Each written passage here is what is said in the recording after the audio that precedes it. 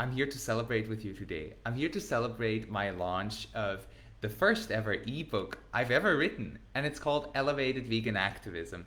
Today in this video, I want to share with you a little bit of like the backstory. How did this book come along? How did I write this book, and why did I write this book? And then at the end of the video, I want to read some passages out of that book for you so that you can get a little understanding.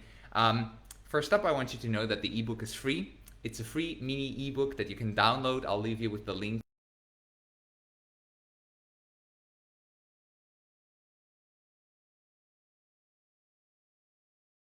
And how did this book happen?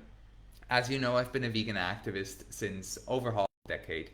There was a time in my activism where I did indeed burn out. I burned out because I was thinking the more I am showing up, the more engaged I am, the more animals I can save in this world. And that doesn't only count for vegan activism, it counts for any kind of advocacy, of activism. It can be LGBTQ+, it can be queer activism, it can be race justice, social justice, it can be environmentalism, it doesn't matter. We activists, we have a tendency to outgive ourselves, and I know the feeling. I've burned out for a whole year at some point around 2019, that was, and I remember that this whole year I had no impact at all. And I really needed to take care of myself because this burnout, it wasn't something easy to fix. It was really a mental challenge for me to come over it again. And over the past years, as I've been working as a life coach, as I've been studying mindfulness in separate or different ways, I've been engaged in courses, retreats, workshops.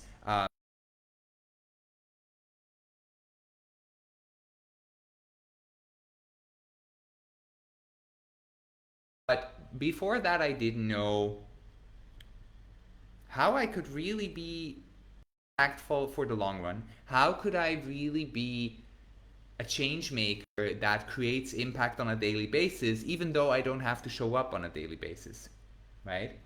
And this book happened. I have to say, it kind of happened. It just came through me. This book happened, and inside of the book, I have 7 short chapters, which are called 7 Ways to Elevate Your Impact.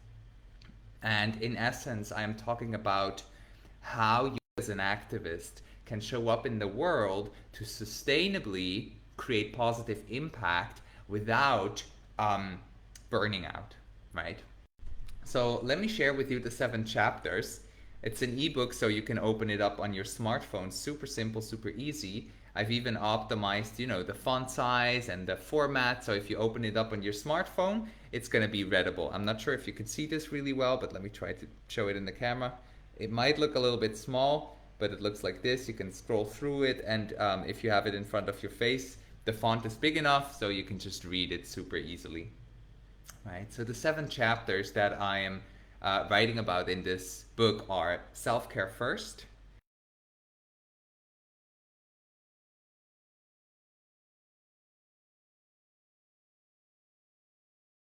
somebody without actually having to be a coach or an educated coach. There's a very simple approach that I'm gifting you with, that I'm teaching you inside of this ebook, that you can just apply right away. And I call it the coaching approach. This is something you can apply in any conversation, may it be in person, may it be online, may it be in a group discussion, wherever it is. The 3rd chapter is called Your Story is Your Superpower. There we're looking a little bit more at how to bring in your own personal life experiences and how to create relatability with your opposing party, with the person you're talking to. Chapter number 4, this is where it gets a little deeper. Chapter number 4 in the book is called Emotional Intelligence and Management. And this is something that I know hardly any animal rights activism organization talks about this. There's We the Free, which starts talking about it and provides people with courses on, you know, mental health, which I think is phenomenal. But from my past experience, I know hardly any activism community really talks about the power of your own emotions and the importance of learning about emotions plus managing your own emotions. Because as I'm writing in the book inside of this chapter, our own emotions can get very much in the way of actually inspiring positive change in somebody else's mind and life further down the road. So, chapter number 4 is emotional intelligence and management. Chapter number 5 in the book is called quality over quantity. There, we're going to look at how to elevate the quality of your activism so that you don't have to show up all the time, because I know it's really draining. We know that. Chapter number 6, there we are going a layer deeper, even a layer deeper, and it's called Don't Underestimate Your Inner Work. The inner work you gotta do as an advocate, as a change maker, because your presence in the world is directly connected to how you feel on the inside. It's inevitable that people will notice, people will see, people will feel how your inner world is like. Regardless if you write them a comment on Facebook, the way you word it is connected to your inner landscape. And doing the inner work can help you elevate your impact as an activist so much. That's why it's also a chapter inside of the ebook. And the last chapter, the 7th chapter, is find and focus on your own way. And in there, I lay out a little bit of alternative or maybe new ways on how to do activism. Because most of us think activism is going on the streets, participating in demonstrations, which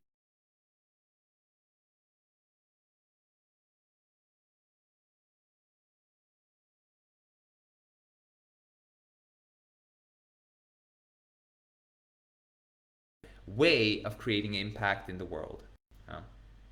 Right.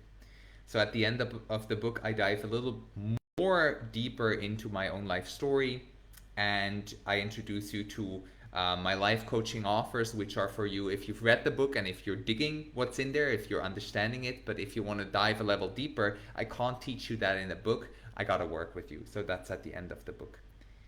Yes. Do you wanna I think somebody or two people here are watching this live. I hope the live stream is smooth enough. Let me just read a little passage out of the book. I think I'm gonna read a passage from chapter 2, the coaching approach. I think this is gonna be really interesting for you all. All right, so chapter number 2, the coaching approach. This is something I learned a bit further down the road. In my first years as an activist, I did focus so much on teaching and educating. I often forgot and or ignored the fact that not everyone is open to just listening to facts and learning. Our human mind is a powerful asset. In a sense, it functions like a hard drive sometimes. You can save, access, and delete information on it once you plug it into a computer. When I reflect back on my ways as an activist, I recognize how often I tried to put information into someone's mind without having them plugged in. Not saying they are dumb, but simply not receptive for new information. The key here is to establish a connection with your opposing party so that they allow you to teach them something. That's right, you're there to teach them about veganism, but they are the ones that have to let you in. The approach I'll teach you in this chapter is called the coaching approach. I've learned this in my education and experience as a life coach, and it has elevated my advocacy wildly. As coaches, we are in the position to guide instead of teaching. A successful coach is focused on asking the opposing party questions instead of throwing around facts and solutions. If you manage to ask your opposing party questions that make them think, reflect, and question themselves, you already have established that connection I mentioned before. They've let you in. There are 2 types of questions you can ask: open questions and closed questions. Open questions can be written in various ways and usually start with what, how, where, and why. Closed questions can be only answered with a yes or no, and therefore don't allow the opposing party much space to think and reflect on themselves. If you manage to have your opposing party answer some open questions, they have given you permission to their mind or hard drive. This is where a conversation becomes the platform and possibility for your opposing party to program new information in their mind. Read that again. Well, I'm going to read it again. For your opposing party. Exactly. It's not you who needs to initiate a change, it's them. Your job simply is to ask them the questions they have never been asked before. Well, maybe they have, but not in that exact way. What if these questions don't land with them, or they can't find an answer to them? In that case, you're there as another human.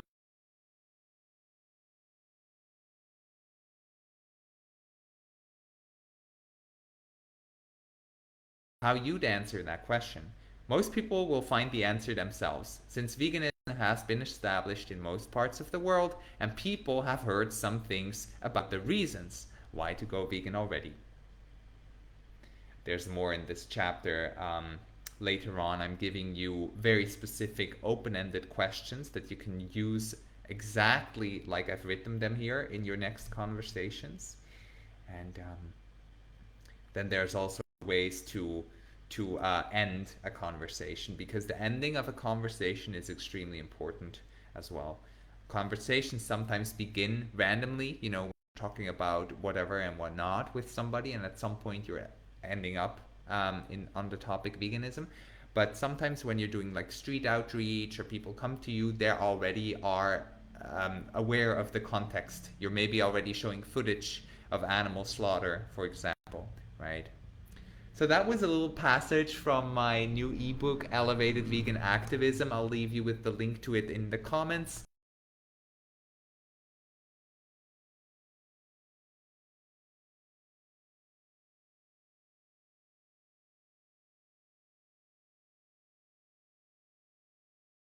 On this ebook.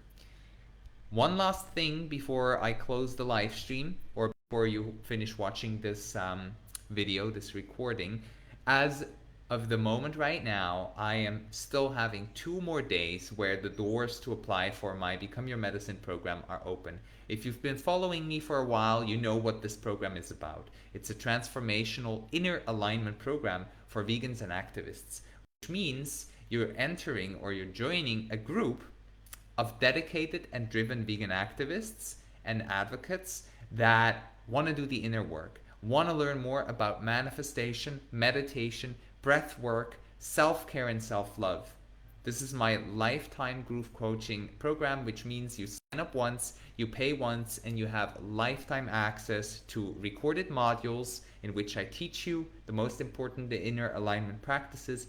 You get access to weekly life growth calls for the rest of your life, or well, the rest of my life, I guess.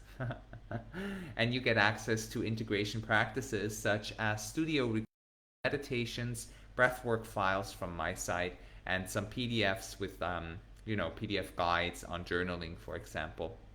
Yeah.